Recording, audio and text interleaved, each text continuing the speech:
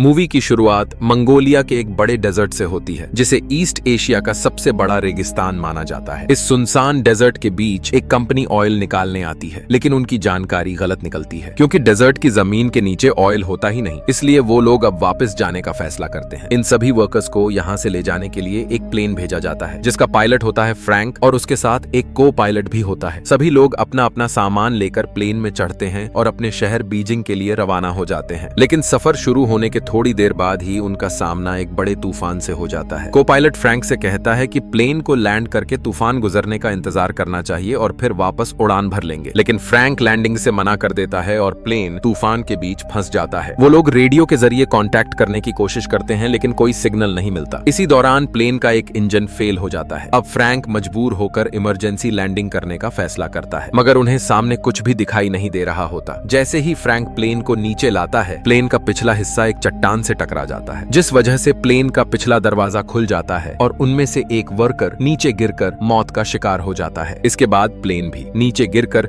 रेगिस्तान की रेत पर घिसटता हुआ रुकता है। प्लेन रुकने तक दो और लोग भी घायल होकर जान गंवा देते हैं। अब सब लोग समझ जाते हैं कि वो इस खतरनाक डेजर्ट में फंस गए हैं। इसके बाद वो अपना सारा सामान चेक करते हैं और मालूम होता है कि उनके पास सिर्फ 1 महीने का खाना बचा है। इसी वक्त एक आदमी कहता है कि वो पैदल चलकर डेजर्ट से निकल सकता है, क्योंकि उसने कई जगह ट्रैकिंग की है। लेकिन बाकी लोग उसे समझाते हैं कि यह जुलाई का महीना है, यहाँ की गर्मी इंसान को जिंदा नहीं छोड़ती और ऊपर से उसे रास्ता भी नहीं पता। आखिरकार वो आदमी मान जाता है कि वो डेजर्ट से बाहर नहीं निकल पाएगा। अब रात हो जाती है और सब लोग आराम से सो जाते हैं, लेकिन तभी तूफान की वजह से मौसम बहुत खराब हो जाता है। इन्हीं में से एक शख्स, जिसका नाम जॉन डेविस होता है, वॉशरूम जाने के लिए बाहर निकलता है। अंधेरे और तूफान की वजह से उसका पैर एक पत्थर से टकरा जाता है और वो लड़खड़ाकर नीचे गिर जाता है। रेत, तूफान और अंधेरे की वजह से उसे कुछ दिखाई नहीं देता और वो अपना रास्ता खो बैठता है। सुबह होती है तो सबको पता चलता है कि जॉन गायब है। वो उसे ढूंढने की कोशिश करते हैं, मगर जॉन उन्हें कहीं नहीं मिलता। अब एक औरत पायलट के पास जाकर पूछती है कि क्या सच में हमें यहाँ से बचाने कोई आएगा या नहीं। पायलट सबको बताता है कि हमारी लोकेशन का किसी को भी कोई पता नहीं है, इसलिए रेस्क्यू टीम अगर आए भी तो हमारे पास नहीं पहुँच पाएगी, क्योंकि हम अपने रास्ते से पूरी तरह भटक चुके हैं। ये सुनकर सबकी उम्मीदें टूटने लगती हैं। हर किसी के दिमाग में यही ख्याल आता है कि शायद अब कोई भी उन्हें बचाने नहीं आएगा। इसी मायूसी के बीच दो लोग फैसला करते हैं कि वो डेजर्ट से पैदल निकलकर मदद ढूंढेंगे। जैसे ही वो अपने साथ पानी लेकर निकलते हैं, पायलट उन्हें रोक लेता है और कहता है कि पानी यहाँ से कोई नहीं ले जा सकता। इस बात पर झगड़ा हो जाता है और उनका पानी जमीन पर गिरकर झाया हो जाता है। इसी बेचैनी के समय एक आदमी, जिसका नाम इलियट होता है, सबके सामने आता है और कहता है, मेरे पास एक तरीका है जिससे हम सबकी जान बच सकती है। मैंने प्लेन को ध्यान से देखा है। अगर हम इसके पार्ट्स को दोबारा जोड़ लें तो हम एक नया छोटा प्लेन बना सकते हैं। सब लोग पहले हैरान होते हैं, लेकिन फिर उनके दिलों में एक नई उम्मीद जगती है। असल में इलियट पहले एक एयरक्राफ्ट डिजाइनिंग कंपनी में काम करता था, इसलिए उसकी बात सुनकर कुछ लोग तैयार हो जाते हैं। लेकिन पायलट उसे मना कर देता है और कहता है कि ये नामुमकिन है। अगली सुबह एक आदमी चुपके से अकेला निकल जाता है। उसे ढूंढने के लिए एक औरत पीछे जाना चाहती है, लेकिन पायलट उसे रोककर खुद उसका पीछा करता है। रास्ते में पायलट उस जगह पहुंचता है जहां उनका प्लेन चट्टान से टकराया था। वहां उसे उस आदमी की लाश मिलती है जो पहले प्लेन से गिरा था, लेकिन उसके शरीर पर कपड़े नहीं होते और पास में गोली के खोखे बिखरे पड़े होते हैं। इतने में वो आदमी भी वहां आ जाता है जो भाग गया था। वो कहता है कि मैं लाश से अपनी घड़ी लेने आया था जो उसने मुझसे चुराई थी, लेकिन अब उसके पास घड़ी नहीं है। इसका मतलब ये है कि डेजर्ट में सिर्फ हम ही नहीं, कोई और भी है। दोनों वापस आते हैं और बाकियों को ये बात बताते हैं। अब पायलट भी मजबूर होकर मान जाता है कि इलियट का प्लान ही उनका आखिरी चांस है। सब लोग मिलकर रात के वक्त काम करना शुरू कर देते हैं, क्योंकि दिन में गर्मी बहुत ज्यादा होती है। लेकिन एक रात जब वो लोग वेल्डिंग कर रहे होते हैं तो कुछ चिंगारियां फ्यूल के ड्रम पर गिर जाती हैं और वहां जबरदस्त धमाका हो जाता है। खुशकिस्मती से किसी की जान नहीं जाती, लेकिन उनका ज्यादातर तेल बर्बाद हो जाता है। अब उनके पास सिर्फ इतना फ्यूल बचा है कि एक ही बार प्लेन उड़ाकर डेजर्ट से निकल सकें। इसी वजह से सब दिन में भी काम करना शुरू कर देते हैं, चाहे धूप कितनी भी तेज क्यों न हो। प्लेन को दोबारा असेंबल करते समय सबसे मुश्किल काम होता है विंग को जोड़ना। उनके पास सिर्फ एक ही मौका है। अगर विंग गिर गया तो उनकी सारी मेहनत बर्बाद हो जाएगी, क्योंकि इनके पास इसे दोबारा उठाने के लिए क्रेन नहीं है। जब वो लोग प्लेन का विंग छोड़ना शुरू करते हैं तो वो चेन टूट जाती है जिससे उन्होंने विंग को बांधा होता है और विंग तेजी से नीचे की तरफ खिसकता हुआ प्लेन से टकरा जाता है। प्लेन के अंदर इनका एक आदमी भी होता है जिसका काम विंग को प्लेन के साथ जोड़ना था। तभी वो बाहर आता है और कहता है, मैंने कर दिखाया। दरअसल चेन टूटने के बाद विंग सीधा उसी जगह जाकर लग जाता है जहां उसे जाना चाहिए था। ये लम्हा उन सबके लिए उम्मीद की नई किरण बन जाता है, क्योंकि अब उनके प्लेन का पूरा ढांचा तैयार हो चुका होता है। इस कामयाबी के बाद सब लोग खुशी से नाचना शुरू कर देते हैं, ऐसे जैसे जिंदगी उन्हें दोबारा मिल गई हो। अब उन्हें यकीन होने लगता है कि शायद वो सच में इस रेगिस्तान से बचकर निकल जाएंगे। साथ ही रनवे बनाने के लिए रेत भी हटाई जा रही होती है ताकि प्लेन वहां से टेक ऑफ कर सके। लेकिन किस्मत ने उन्हें चैन से जीने का मौका नहीं दिया था। अचानक आसमान पर बिजली का तूफान आता है। बिजली चमक रही होती है और तेज हवा उनके प्लेन को हिलाने लगती है। उन्हें डर होता है कि अगर बिजली विंग पर गिर गई तो उनकी सारी मेहनत खाक हो जाएगी, क्योंकि उसमें पेट्रोल भरा होता है। इसीलिए सब वहां से भाग जाते हैं। लेकिन इलियट नहीं जाता, क्योंकि उसने अपनी दिन रात की मेहनत से उसे बनाया था। जैसे ही बिजली उस पर गिरने वाली होती है, फ्रैंक उसे पकड़कर कूद जाता है और इलियट फ्रैंक की वजह से बच जाता है। अगर इलियट के साथ कुछ हो जाता तो प्लेन को पूरा करना नामुमकिन हो जाता। अब वे अपने प्लेन का नाम फिनिक्स रख देते हैं। उनके पास वक्त बहुत कम था और पानी भी धीरे धीरे खत्म हो रहा था। एक रात जब वे चट्टान पर चढ़ते हैं तो देखते हैं कि चट्टान की दूसरी तरफ नीचे कुछ कैंप लगे हुए हैं। असल में ये सब स्मगलर्स थे जो हथियारों की सप्लाई इस रास्ते से एक देश से दूसरे देश में करते थे। फ्रैंक कहता है कि हमें इनसे पानी की मदद मांगनी चाहिए। इसके बाद फ्रैंक और उसका एक साथी गन लेकर एक पत्थर के पीछे छिप जाते हैं और दो लोग नीचे पानी की मदद के लिए जाते हैं। जब वो स्मगलर्स से पानी की मदद मांगते हैं तो वो उनमें से एक आदमी पर गोली चला देते हैं। ये देखते ही फ्रैंक ऊपर से उन पर गोलियां चलाना शुरू कर देता है। सब स्मगलर्स मारे जाते हैं, लेकिन एक भागने में कामयाब हो जाता है। इधर मरे हुए स्मगलर्स में से एक के हाथ में वही घड़ी होती है जो असल में उनके एक दोस्त की थी जो प्लेन से गिरकर मर गया था। स्मगलर्स में से एक अभी तक जिंदा भी होता है। वो उसे उठाकर अपने प्लेन के पास लाते हैं। सब कहते हैं कि इसे मार दिया जाए क्योंकि इसने उनके एक साथी को मारा है, लेकिन फ्रैंक मना कर देता है। सबके बीच बहस हो रही होती है, तभी इलियट उसे गोली मार देता है। इसके बाद फ्रैंक बहुत गुस्से में आ जाता है और इलियट को एक पंच मार देता है। अब इलियट नाराज हो जाता है क्योंकि उसकी ईगो को चोट पहुंचती है। वह गुस्से में कहता है, मैं अब प्लेन नहीं बनाऊंगा। मैं यहाँ 10 लोगों के बराबर काम करता हूँ और तुम सब सिर्फ आराम करते हो। केली तुरंत उसके पास आती है और कहती है, तुम्हारे बिना हम ये प्लेन नहीं बना सकते, हमें तुम्हारी जरूरत है। इलियट कोई जवाब नहीं देता। फिर सब लोग उससे गुजारिश करते हैं, यहाँ तक कि फ्रैंक भी माफी मांगता है और कहता है, तुम ही असली लीडर हो, कृपया इस काम को पूरा करो। ये सुनकर इलियट मान जाता है और सब मिलकर दोबारा प्लेन बनाने में लग जाते हैं। एक दिन दूरबीन से उन्हें दिखाई देता है कि वही स्मगलर जो पहले भाग गया था अब अपने साथियों के साथ लौट आया है। लेकिन वो लोग आगे बढ़ने की हिम्मत नहीं करते क्योंकि उन्हें मालूम होता है कि अब इनके पास उन्हीं के हथियार हैं। स्मगलर्स सोचते हैं कि इनका खाना और पानी जल्द ही खत्म हो जाएगा और जब ये कमजोर पड़ेंगे तो वो हमला करेंगे। ये लोग घबराकर और तेजी से काम करना शुरू कर देते हैं। आखिरकार प्लेन तैयार हो जाता है। इसी दौरान फ्रैंक को एक मैगजीन मिलती है जिसमें छोटे टॉय प्लेन्स के मॉडल्स बने होते हैं। सबको मालूम पड़ता है कि इलियट ने जो डिजाइन बनाया वो असल में इन्हीं छोटे मॉडल को देखकर बनाया था। दरअसल एलियट हमेशा छोटे रिमोट कंट्रोल्ड प्लेन्स बनाता था, लेकिन एक बड़ा प्लेन उसने कभी नहीं बनाया था। ये सुनकर सब परेशान हो जाते हैं। खासकर अयान बहुत गुस्से में आकर उसके सिर पर बंदूक रख देता है। वो चिल्लाकर कहता है, तुम हमें बेवकूफ बना रहे थे, ये प्लेन कभी नहीं उड़ेगा। तुमने जिंदगी में कभी बड़ा प्लेन बनाया ही नहीं। लेकिन इलियट पूरे आत्मविश्वास वाली आवाज में कहता है, मुझे यकीन है कि ये प्लेन उड़ने के काबिल है। छोटे प्लेन्स बनाना असल में ज्यादा मुश्किल होता है क्योंकि उनमें बैलेंस सबसे ज्यादा जरूरी होता है। फ्रैंक तुरंत अयान को रोक लेता है। इतने में तूफान आ जाता है। तेज आंधियां चलती हैं और प्लेन हल्का सा हवा में उठने लगता है। सब लोग हैरान होकर समझ जाते हैं कि ये प्लेन सच में उड़ सकता है। जो उम्मीद उनके दिलों में मर गई थी वो फिर से जिंदा हो जाती है। लेकिन रेगिस्तान का तूफान इतना भयंकर होता है कि पूरा प्लेन रेत में धंस जाता है। तूफान खत्म होने के बाद सब उदासी में डूब जाते हैं। फ्रैंक हिम्मत देता है और कहता है, हमने मेहनत से बनाया है, हम इसे जरूर उड़ाएंगे। फिर सब मिलकर प्लेन को रेत से निकालते हैं और एक ऐसी जगह खींच कर ले जाते हैं जहाँ रेत कम होती है। इसके बाद वो प्लेन को स्टार्ट करने की कोशिश करते हैं, लेकिन इंजन थोड़ी ही देर में बंद हो जाता है। वो बार बार कोशिश करते हैं और आखिरकार प्लेन चल पड़ता है। इंजन की गरजती आवाज सुनते ही स्मगलर्स घोड़ों पर हथियार लेकर उनकी तरफ भागते हैं। सब लोग तुरंत प्लेन के विंग्स पर चढ़ जाते हैं क्योंकि इस डिजाइन में अंदर बैठने की जगह नहीं होती। ये असल में एक बड़े प्लेन के हिस्सों से बनाया गया छोटा प्लेन था। प्लेन रनवे पर दौड़ने लगता है। पीछे से स्मगलर्स गोलियां चलाते हैं, मगर खुशकिस्मती से किसी को गोली नहीं लगती। जैसे ही रनवे खत्म होता है, स्मगलर्स समझते हैं कि अब ये लोग बच नहीं सकते, लेकिन अगले ही पल फिनिक्स खाई के ऊपर से उड़कर आसमान में उठ जाता है। सब लोग खुशी से चिल्लाने लगते हैं क्योंकि महीनों की मेहनत रंग लाती है और वो मौत के मुंह से बचकर उस खौफनाक रेगिस्तान से निकल जाते हैं जहां से जिंदा वापस आना नामुमकिन समझा जाता था। आखिर में इलियट की तस्वीर एक मैगजीन में छपती है जहां लिखा होता है, नासा की नई उम्मीद। अगर आपको ये कहानी पसंद आई हो तो वीडियो को लाइक करें, चैनल को सब्सक्राइब करें ताकि आप हमारी अगली मूवी की कहानी सबसे पहले देख सकें।